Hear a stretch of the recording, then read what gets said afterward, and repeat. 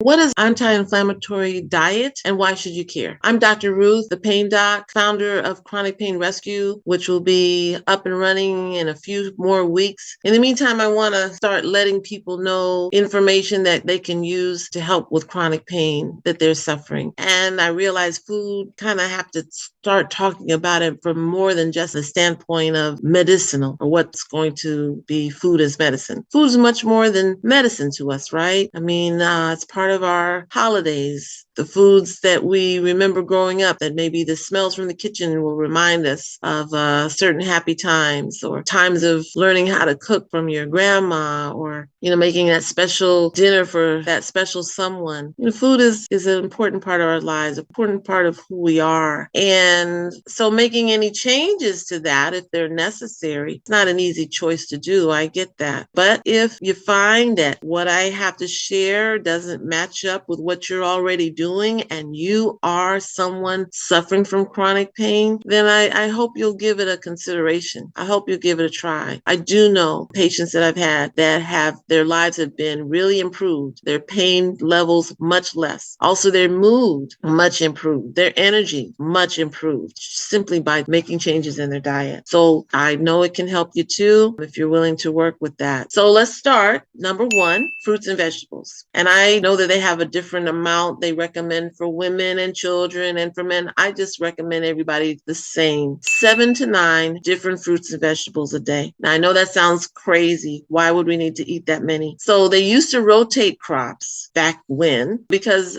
it was to help replenish the earth. But with changes to farming, industrial farming, whatever, they decided to throw that out. So our fruits and vegetables don't have as many nutrients in them as they used to. And so therefore, the number of fruits and vegetables that are recommended per day has increased. Now, if you're saying there's no way to have that many, just think about it. You can have it in a smoothie. You can have it in a salad. You can have a snack of raw vegetables and dip, salsa or guacamole or dressing. And you can have stir-fry vegetables where you get a whole lot of vegetables in there. So it's definitely doable if you're going to do it. Number two, meats. So you want to eat meat, if you eat meat, with 2 legs or less. So we're talking fish and poultry. Fish, you don't want to have more than twice a week because of the mercury. But fish has omega-3 fatty acids. They're the healthy fatty acids that our bodies need. Also anti-inflammatory, very healthy for us. We need those. So if you can cut out the red meat, which can cause inflammation, can cause, free radicals in your body and they attack your joints, etc. So that would be number two. Number three, water. Water is so important and most of us don't drink enough. And the classic recommendation, 8 glasses, 8 ounces of water a day. I say really just drink as much as you can. Drink as often as you're thirsty. How many of us go throughout the day just ignoring the fact that we're actually thirsty? So drink water. If you hate water, drink flavored water. Drink tea, just,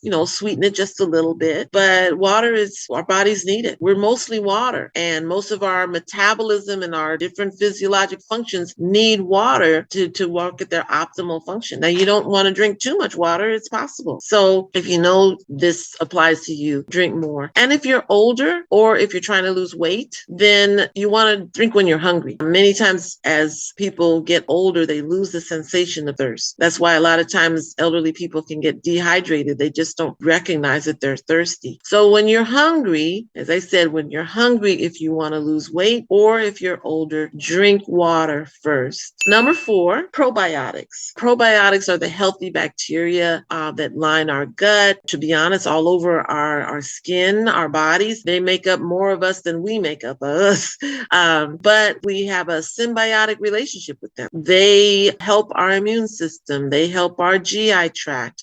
They help us fight off disease. They help decrease inflammation. So you can either get probiotic capsules or you can get it in your food. You can have kefir or yogurt, sauerkraut, kimchi. All those foods are foods that naturally have probiotics in them, and we need them. All right. So that's for 5 processed foods. You actually want less processed foods. That is really part of the problem with our standard American diet. Sad. Our diet is sad because we have a lot of processed foods. Those foods are made in that way so that they can withstand being on the grocery store shelves for extended periods of time. But we don't need that in our bodies for extended periods of time. So, less processed foods would be good. As I said, more fruits and vegetables. Awesome. And speaking on processed foods, carbs, cut out white rice. Cut out white bread, cut out white pasta. You want to eat whole grain if you're going to eat that at all. You want to eat whole grains or,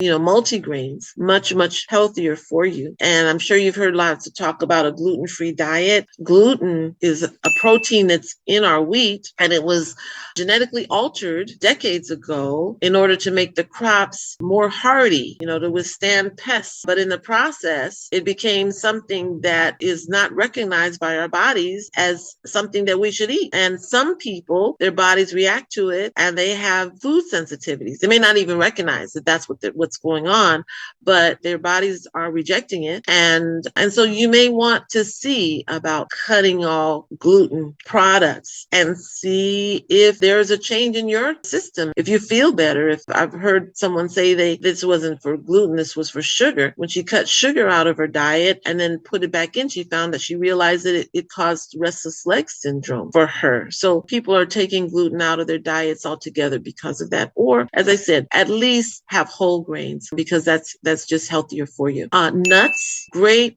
food group that you should have in your diet. Just a handful a day. No more than that, really. Problem with everything has good and bad, right? You can have too many nuts and you can risk having high cholesterol with too many nuts. But a little bit, just a handful, good thing to have. Nuts can be very addictive too, so kind of watch that. But the last thing is oils. We don't need a lot of oil, but we need a little, and the healthy oils are things like olive oil, sunflower oil, peanut oil, although some people have allergies to peanuts, so maybe scratch that. But just a tablespoonful or so a day, or, as you cook with it, just lightly cook with it and you'll be getting it that way. And I think I've covered it all. But if you have any questions, any more information that you'd like on this topic or any others, feel free to reach out to me, info@chronicpainrescue.com. I invite you to like our Facebook page or our website. As I said, hopefully to be up and running in a few short weeks. In the meantime, peace and blessings.